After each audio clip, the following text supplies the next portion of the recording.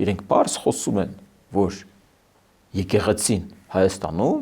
իրենց վերջին բաստիոնն է։ Իրենց նկատի ունելով նախկին իշխանությունների, դե նախկին իշխանությունը ում է սպասարկում։ Իրենք չնել թաքցնող իրենք սպասարկում են Ռուսաստանին, սպասարկել եւ սպասարկում եւ սպասարկելու են Ռուսաստանի Դաշնությանը, միջև Ռուսաստանի Դաշնությունը կորոշի իրենց զոհաբերել։ Այնպես ինչպես զոհաբերեցին օրինակ Արցախի վերնախավին։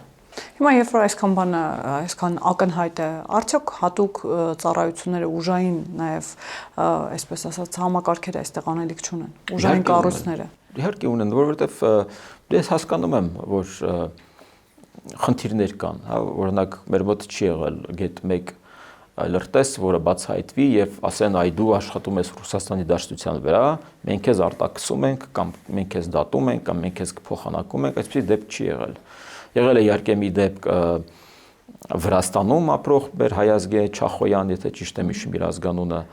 ով բանտարկվեց, բայց դա չի լուսաբանվում որպես Ռուսաստանի Դաշնության վրա աշխատող որևէ գործակալ, չնայած հենց այդպես էլ կար։ Բայց այդ առումով իհարկե անվտանգության ծառայությունները, այսինքն պետք չէ որ որևէ լրատվական դիմի ԱԱՑ-ին եւ ասի արդյոք Կտրիչ Ներսիսյանի եղբայրը հանդիսանում է ՊԱԿ անդամ, որպեսզի իրենք հրապարակեն այդ բանը։ Ես կարծում եմ, որ լուստրացիան հենց դրա համար է, որպեսզի մարդիկ իմանան ով է, ով էր